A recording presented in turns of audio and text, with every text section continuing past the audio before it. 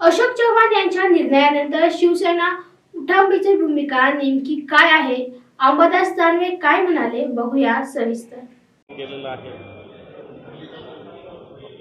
त्यांचं एक नाव आहे, दबदबा आहे त्यांचा, शंकरराव चव्हाणांच्या आशीर्वाद आहे. त्यामुळे निश्चित काही लोक जातील, आता त्यांचा तो निर्णय. शिवसेना, त्याच्यानंतर राष्ट्रवादी फोडली आणि आता काँग्रेस सुद्धा फोडली. भाजप टार्गेट कोण घेतलं? नाही, मला असं वाटतं भारतीय जनता पार्टीची स्वतः फार ताकदवान पक्ष समजते. मला असं वाटतं, जर ताकदवान माणसाला दुसऱ्याच्या मदतीची गरज पडते, दुसरे पक्ष फोडण्याची गरज पडते, याचा अर्थ तुमची ताकद, जे आपण म्हणतो ना की फुगवून बेडके आणणं, तसा प्रकार आहे. कारण हे लोक एखाद्या ज्या दिवशी असं थोडंसं ओटी सुरू व्हायली तर कोणी उरणार नाही, अशा प्रकारची स्थिती होईल. आज भले एक फुग्यासारखा फुगा भारतीय जनता पार्टीचा फुगत असेल, पण एखादी साधी पिन सुद्धा या फुग्याला फोडू शकते, एवढं लक्षात ठेवलं पाहिजे भारतीय जनता पार्टी. अशी चर्चा होती कालपासून की अमित शहा यांच्या उपस्थितीमध्ये मोठा सोहळा अशोक चव्हाणांचा प्रवेशाचा होईल, पण आज सगळं पुस्काबार निघालेला आहे. असंही म्हटलं होतं की पुढच्या काळात भाजपचे मुख्यमंत्री पदाचे उमेदवार पण अशोक चव्हाण असतील, असे अनेक तर्क लावले होते. त्याची क्षमता ते दाखवून देत असतात, हे तितकंच खरं.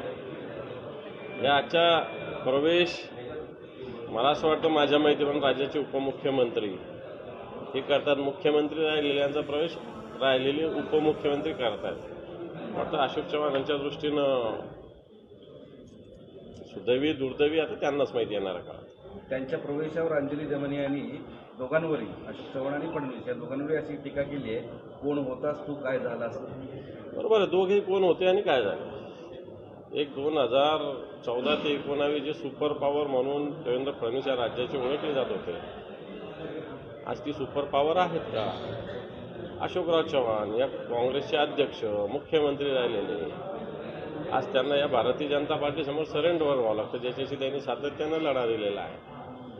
मला आता नांदेड जिल्ह्यातले जे भाजपचे आता लोक ज्यांच्या त्रासाला कंटाळून भाजपमध्ये गेले होते, चिखलीकरांसारखे, हेच काय करतील हा आता मला असं वाटतं येणाऱ्या काळात पाहणं एकदम मजेशीर राहील असं मला वाटतं. ओव्हरऑल आत्ता काल उद्धव साहेब इथं होते, सगळी शिवसेना इथं होती तुमची, आता शिर्डीमध्ये जात आहे. शिर्डी जिंकण्यासाठी 2 दिवस मुक्कामी पण असणार आहे. त्यापूर्वी आदित्य ठाकरे पण गेले होते. आता मराठवाड्यात शिर्डी, शिर्डी तर शिवसेना 100% जिंकणार, याच्याविषयी काही मनात शंका कोणाच्याच नाही आहे. कारण या ठिकाणी शिवसेनेला जो बेस आहे, जो आधार आहे, जो मराठवाड्यात आहे, संभाजीनगरात आहे, हिंगोलीत आहे, धाराशिवला आहे, परभणीला आहे, जालन्याला आहे, मी तर म्हणेन नांदेडला पण आहे.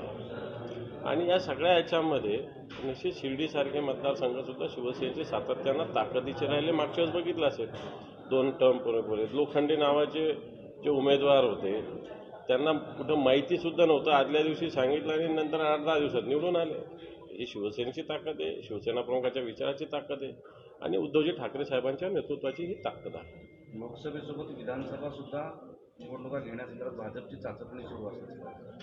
मला वाटतं आता ही वेळ निघून गेलेली आहे. आठवडा 15 दिवसभर आलेली आता निवडणूक जाहीर होणं, त्यामुळे या चाचपणीला कोणताही अर्थ नाही. कारण भारतीय जनता पार्टी लोकसभेला या लोकांना वापरून घेईल, विधानसभेला तुमच्या घरी जा सांगेल. म्हणजे आता हे जेवढे शिवसेना, एनसीपी, बिलकुल सगळ्यांना बघा तुम्ही काय काय होतं. लोकसभा काढून भारतीय जनता पार्टीचं टार्गेट लोकसभा आहे, राज्य काही त्यांचं टार्गेट नाही आहे. लोकसभा निवडणूक काढून घेतली, मोठ्या ताकदीनं त्यांनी जर निवडून आले, येण्याची तर शक्यता नाही, तर यांना म्हणतील तुम्ही तुमचं लढा, आम्ही आमचं लढू. बघा तुम्ही होतं काय काय पुढे येणार आहे का. पण आता शिवसेना भाजप पारंपरिक सोबत युतीमध्ये राहिले, आता भाजपने स्वतःचा उमेदवार उभा करण्याचा प्रयत्न केला. अमित शहांची सभा या ठिकाणी आहे, म्हणजे महायुतीमध्ये आता भाजप आपल्याकडे जागा घेण्याच्या तयारीत आहे. हे पण भारतीय जनता पार्टी या लोकांना काही जागा देणारच नाही आहे. आता शब्द चांगला नाही, पण तुकडा जो टाकेल त्याच्यावर त्यांनी जगायचं, अशी स्थिती त्यांची 100% भारतीय जनता पार्टी आणणार. पंतप्रधान नरेंद्र मोदी यांचा 19 फेब्रुवारीला महाराष्ट्रात दौरा होता, तो दौरा पुढे ढकललेला आहे. आता महिन्याच्या अखेरीस ते महाराष्ट्रात येण्याची शक्यता आहे. मला असं वाटतं महाराष्ट्राचं नेतृत्व कुचकामी दिसतंय, म्हणून पंतप्रधानांना, अमित शहांना वारंवार या महाराष्ट्रात यावं लागतं. त्यांचं महाराष्ट्राकडे निश्चित लक्ष आहे. परंतु ज्या कामासाठी येतात अतिशय खोटं, जसं आता सोलापूरला 15,000 घरं दिली सांगतात, मी जी माहिती केली अजून 7,000 घरांचं सुद्धा पूर्ण काम झालेलं नाही आणि 1,500 लोकांच्या हातात चाव्या दिलेल्या. मोठ्या घोषणा करायचं, प्रत्यक्षात काहीच नसायचं.